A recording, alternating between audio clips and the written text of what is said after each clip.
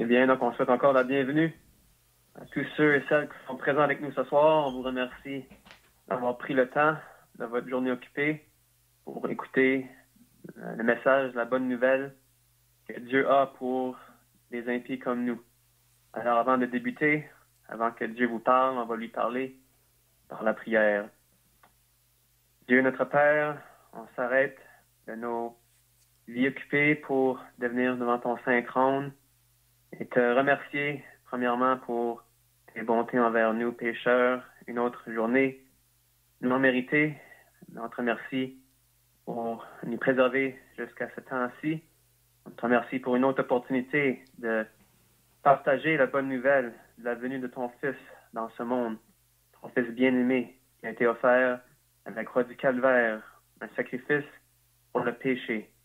Et on prie que tu sois parmi nous ce soir, que ton esprit travaille parmi ceux qui sont présents ce soir, qui travaillent dans les cœurs des hommes pour les amener à la repentance et les amener à la connaissance de du pardon des péchés par la personne du Seigneur Jésus, à travers son sang qui nous purifie de tout péché. Alors on remet cette réunion entre tes mains, on prie pour l'aide, pour ceux qui écoutent aussi, qui puissent être attentifs et ne pas être distraits. Alors on prie ces choses au nom précieux de ton Fils, le Seigneur Jésus. Amen. Alors j'aimerais débuter par faire quelques lectures dans les Saintes Écritures. Si vous avez une Bible, vous pouvez tourner avec moi dans le 3e livre de votre Bible, le livre de Lévitique. 3e livre de votre Bible, dans le livre de Lévitique au chapitre 13. Lévitique, chapitre 13, et on va commencer au verset 43. Alors ici, pour un peu de contexte, on parle quand les peuples, le peuple de Dieu, les personnes d'Israël, avaient une tache sur leur corps, une tache qui pourrait être de la lèpre. Ils étaient pour se présenter devant le sacrificateur. Alors on commence dans Lévitique chapitre 13 au verset 43. Le sacrificateur l'examinera. Verset 44. C'est un homme lépreux. Il est impur. Le sacrificateur le déclarera impur. Verset 46. Aussi longtemps qu'il aura la plaie, il sera impur. Il est impur. Il habitera seul. Sa demeure sera hors du camp. Prochain chapitre, Lévitique 14, au verset 19. Puis le sacrificateur offrira le sacrifice d'expiation, et il fera l'expiation pour celui qui se purifie de sa souillure.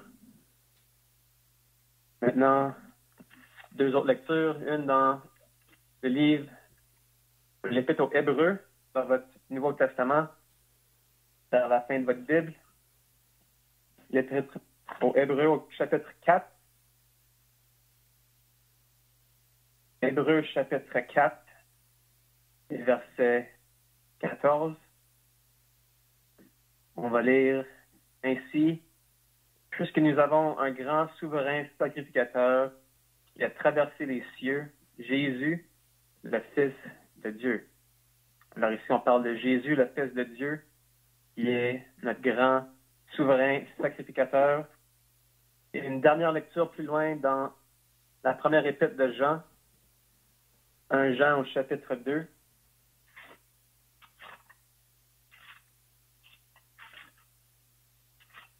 Jean chapitre 2, et verset 2. Et ici, on parle du Seigneur Jésus, notre souverain sacrificateur, et on dit, il est lui-même une victime expiatoire pour nos péchés, non seulement pour les nôtres, mais aussi pour ceux du monde entier. Alors, c'est tout ce qu'on va lire pour ce soir, et on sait que Dieu va bénir ces saintes écritures. Alors, on a lu 3 expressions dans le livre de Lévitique. On a lu « le sacrificateur l'examinera »,« le sacrificateur le déclarera » et « le sacrificateur offrira ». Alors, dans l'Ancien Testament, Comme j'avais dit précédemment, quand une personne découvrait une plaie sur leur peau, ils étaient pour eux-mêmes comparaître devant le sacrificateur. Et puis, c'est le sacrificateur lui-même qui examinait cette personne. Et puis, il l'examinait minutieusement. Et ce même sacrificateur donnera par la suite une déclaration. Dans ce cas-ci, avec son examination, il peut déclarer cette personne impure. C'est-à-dire qu'effectivement, cette plaie est la lèpre. Alors, cette personne se présente devant le sacrificateur. Celui-ci déclare cette personne impure à cause de la lèpre. Et puis, plus loin, on a lu dans chapitre 14, pour la purification de cette personne, cet individu qui a été atteint de la lèpre, le sacrificateur offrit. Et puis, il offrit on a lu un sacrifice d'expiation. Et puis, on sait que dans la Bible, la lèpre, souvent, est un portrait du péché. Et puis, on pourrait voir dans cet exemple-ci que le sacrificateur, dans notre cas aujourd'hui, est Dieu. Et Dieu nous examine aujourd'hui. Dieu nous examine minutieusement, on pourrait dire. Et c'est intéressant de constater que ces personnes-là, dans le temps d'Israël, n'étaient pas pour se présenter à leurs amis, ce n'étaient pas leurs amis qui étaient pour les examiner, ce n'étaient pas leurs parents, ce n'était pas n'importe qui d'autre, mais c'était uniquement le sacrificateur. C'était lui qui avait comme rôle de les examiner. Et nous aussi, aujourd'hui, Dieu nous examine. Souvent, on pourrait peut-être se tourner vers nos parents et nos parents pourraient nous dire peut-être que, cet homme ou cette femme, vous autres même, ils sont des bonnes personnes. Vos amis, peut-être, ont des bonnes choses à dire à propos de vous. Mais ce qui est vraiment important, ce qui compte vraiment, c'est ce que Dieu pense de vous. Alors, Dieu nous examine. Et puis, les Saintes Écritures nous disent que l'Éternel est dans son saint temple. L'Éternel a son trône dans les cieux. Ses yeux regardent, ses paupières sondent les fils de l'homme. Alors Dieu est dans son trône et Dieu a ses regards envers nous. La Bible nous dit également que l'Éternel regarde du haut des cieux. Il voit tous les fils de l'homme. Du lieu de sa demeure, il observe tous les habitants de la terre. Lui qui forme leur cœur à tous, qui est attentif à toutes leurs actions. Il voit jusqu'aux extrémités de la terre. Il aperçoit tout sous les cieux. Alors Dieu nous examine. Dieu connaît nos cœurs. On peut tenter de cacher des choses de nos amis. Peut-être qu'on cache des choses de nos parents. Peut-être qu'on cache des choses de notre époux ou notre épouse. C'est facile, jusqu'à un certain point, de cacher des choses de ceux qui nous côtoient, ceux qui vivent auprès de nous. Mais impossible est-il de cacher des choses de Dieu, parce que Dieu voit tout. Dieu connaît les motifs de notre cœur. Et comme on l'a constaté, Dieu nous examine. Et peut-être qu'on pourrait se demander, mais qu'est-ce que Dieu voit? Dieu nous examine. Mais que voit-il? Les Écritures nous disent, nous dévoilent vraiment ce que Dieu voit. Dieu voit notre cœur. Et les Écritures nous disent que l'Éternel voit que la méchanceté des hommes est grande sur la terre et que toutes les pensées de leur cœur se portent chaque jour uniquement vers le mal. Alors Dieu nous examine et Dieu, ce qu'il voit, c'est que les pensées de nos cœurs se portent chaque jour uniquement vers le mal. Vous savez, c'est facile de mettre un vernis, si on peut dire, sur nos vies, de paraître bien au bureau, mais si on est honnête avec nous-mêmes, nos pensées souvent nous trahissent. Nos cœurs, nos motifs, on a de la haine envers les autres. Et Dieu voit ces choses-là. Et Dieu a fait une déclaration, comme le sacrificateur dans l'Ancien Testament était pour déclarer cette personne lépreuse comme impure. Dieu nous a donné une déclaration et Dieu nous déclare tous pécheurs. La Bible dit car tous ont péché et sont privés de la gloire de Dieu. Tous sont pécheurs. Et ça, c'est Dieu qui nous déclare pécheurs. Peut-être que vous vous dites ce soir, ben, tu sais, moi, je me vois pas comme pécheur, ou moi, je ne pense pas que je suis un pécheur. Mais vraiment, ce que nous, on pense, c'est pas important. Ce qui compte vraiment, c'est ce que Dieu pense. Et Dieu nous voit dans nos péchés et effectivement, justement, nous déclare comme pécheurs. Vous savez, ces hommes dans l'Ancien Testament qui étaient pour se présenter au sacrificateur, après être examinés minutieusement par le sacrificateur, quand celui-ci leur donna la déclaration qu'ils étaient impurs, ces hommes-là ne se seraient pas, je pourrais dire, n'auraient pas douté la déclaration, ils l'auraient cru, ils auraient pris le sacrificateur pour son mot. Quand ils étaient déclarés impurs, ces personnes se seraient vues comme eux-mêmes étant impurs. Mais le péché qui vraiment envahit nos cœurs, et même la fierté de l'homme a de la difficulté à agréer ou à être en accord avec la déclaration que Dieu donne aux hommes, qu'ils sont pécheurs. L'homme, dans sa fierté, se dirait que moi, je ne suis pas pécheur, je ne suis pas si mauvais que ça. Mais vraiment, ce qu'on fait, c'est qu'on rejette la vérité. C'est comme si on irait voir un docteur, puis le docteur nous dit, après avoir fait des tests, des prises de sang, quoi que ce soit, il nous donne la mauvaise nouvelle que nous avons le cancer. Et on peut dire autant qu'on veut qu'on ne croit pas le docteur, on pourrait se dire, ben moi, je ne pense pas que j'ai le cancer, mais ça ne changerait pas le fait que nous avons le cancer, parce que le docteur sait ce qu'il fait, il a été entraîné, on pourrait dire, il a été éduqué dans ce domaine-là, il sait mieux que nous. Et lui, il est qualifié pour nous dire si ou non nous avons le cancer.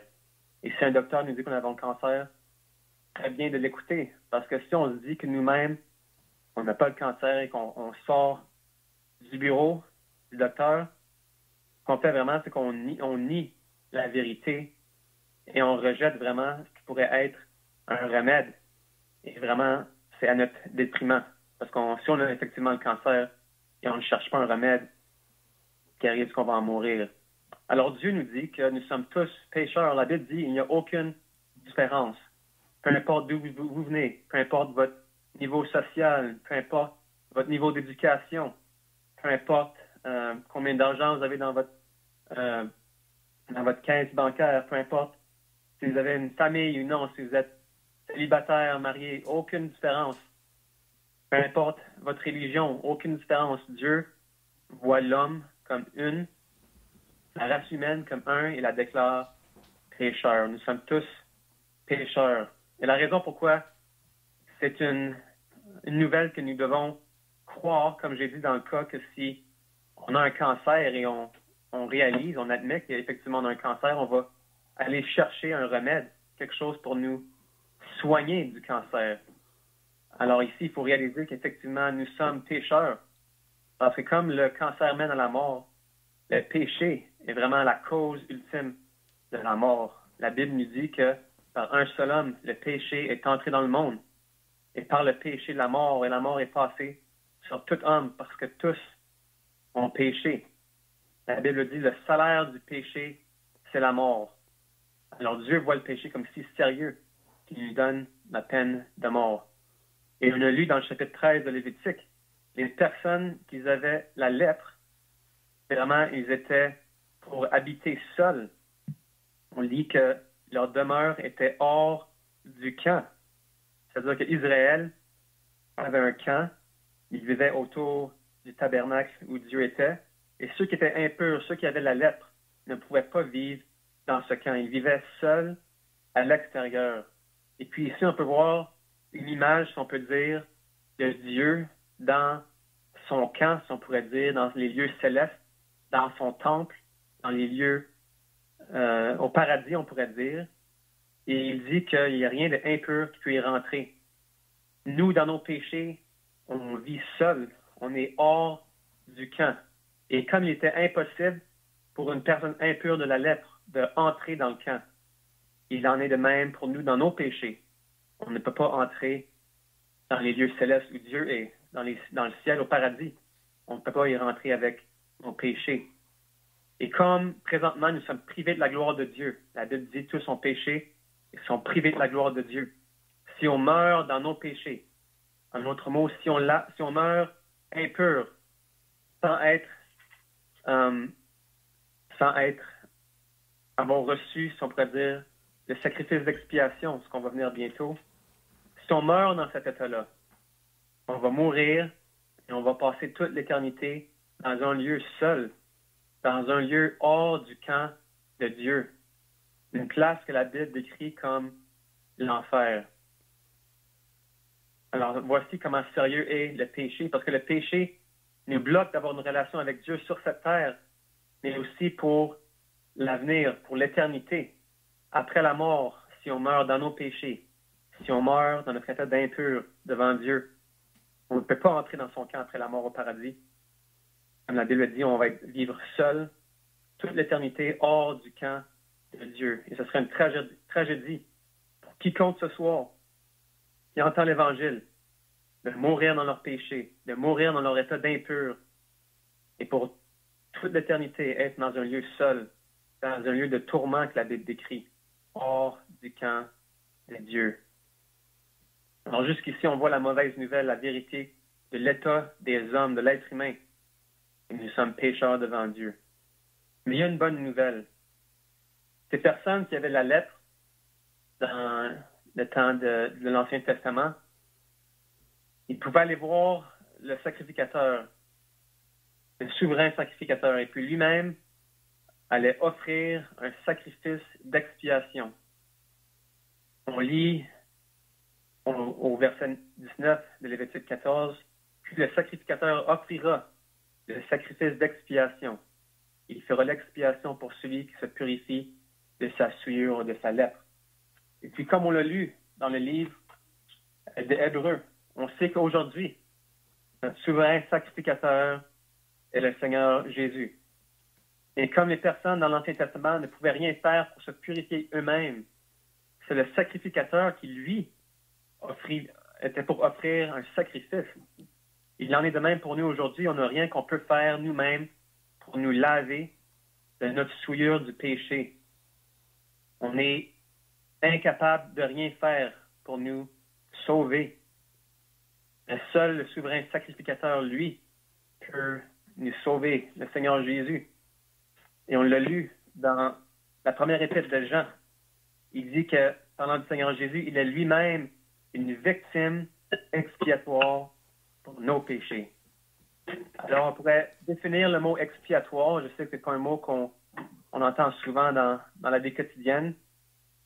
Mais le mot expiatoire veut dire une souffrance imposée ou acceptée à la suite d'une faute, considérée comme un remède ou pour une purification. Un autre mot dans ce cas-ci, c'est le Seigneur Jésus qui subit un jugement suite à une faute ou à un crime pour le remède du pardon. En d'autres mots, le Seigneur Jésus-Christ a pris notre place. Comme dans l'Ancien Testament, on avait souvent des animaux qui étaient offerts en sacrifice. Leur sang était donné en rançon pour le peuple pour couvrir leurs péchés. Et on lit dans le Nouveau Testament que le Seigneur Jésus, lui, est l'ultime sacrifice. On le lit, il est lui-même une victime expiatoire pour nos péchés. Non seulement pour les nôtres, mais aussi pour ceux du monde entier. Le Seigneur Jésus, étant Dieu, dans la chair, n'avait aucun péché. Et donc, sur la croix du Calvaire, il a lui-même subi nos péchés. Il est mort pour nos péchés. Dieu a offert son Fils unique. Les Écritures nous disent que Dieu, qui n'a point épargné son propre Fils, mais qu'il l'a livré, lui, pour nous tous.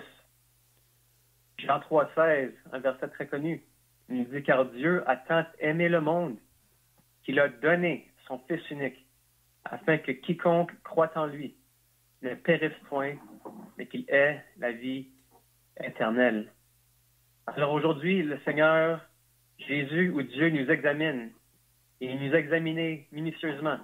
Il nous déclare comme pécheurs. Pécheurs en chemin pour une éternité seule une éternité hors du camp de Dieu. Mais Dieu, dans son grand amour qu'il a eu pour nous, ne nous a pas laissés dans cet état d'impur. Il a pourvu une victime expiatoire pour nous laver de nos péchés. Le Seigneur Jésus-Christ, le Fils de Dieu, qui est venu lui-même sur cette terre pour nous sauver. Rien que nous-mêmes on pouvait faire. C'est lui-même, le souverain sacrificateur, qui a tout fait.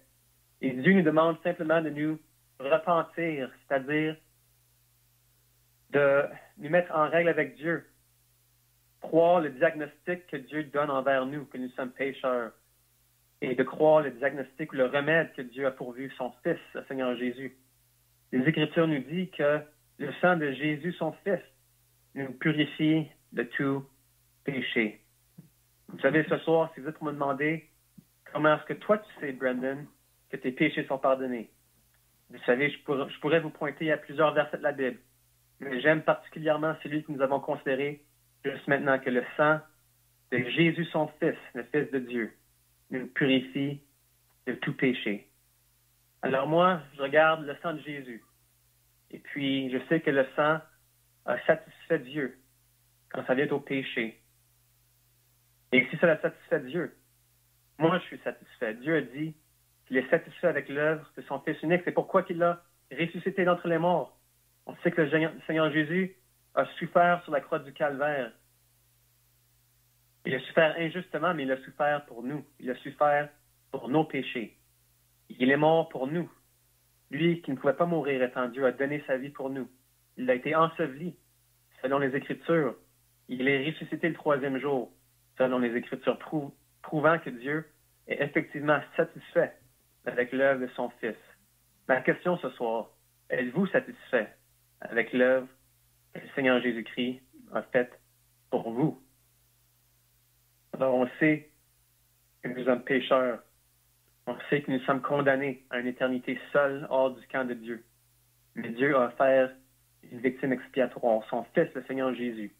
Les Écritures nous disent que son sang, le sang du Seigneur Jésus, nous purifie de tout péché. Et ce soir, si vous pouvez vous simplement vous confier en ce que Dieu dit, Dieu qui dit qu'il est satisfait à l'œuvre de son Fils. Si vous êtes satisfait vous-même, vous pouvez savoir le pardon de vos péchés.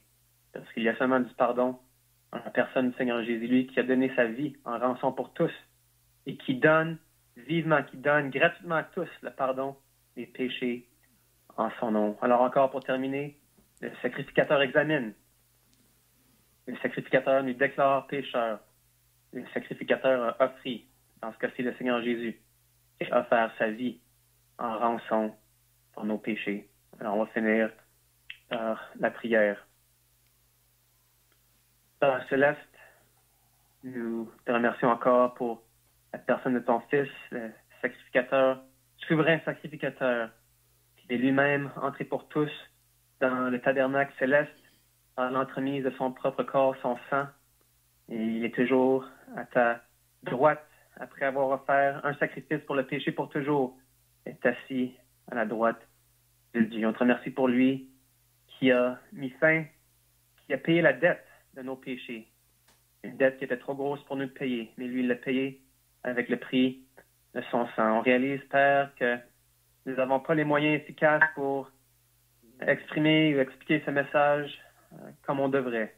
Nous on prie que ton esprit puisse appliquer tes paroles et ce qui a été dit au cœur de ceux qui sont à l'écoute ce soir, qu'ils puissent effectivement s'humilier devant Dieu et être d'accord avec le diagnostic que tu as dit, que tu nous as donné de notre état et de réaliser le remède qui est en ton Fils et ton Fils unique, rien d'autre. Alors on prie pour ta bénédiction, on prie que des âmes puissent être libérées du péché, qui peuvent être, savoir, connaître le pardon de leurs péchés, et savoir que quand il va venir la mort, ils ne seront pas seuls hors du camp, mais ils vont être reçus à bras ouverts aux côtés du Seigneur Jésus, dans les lieux très hauts, dans les lieux saints, pour être avec lui pour toute l'éternité. Alors, bénis-nous ce soir, on prie, Seigneur, au nom du Seigneur Jésus. Amen. Amen.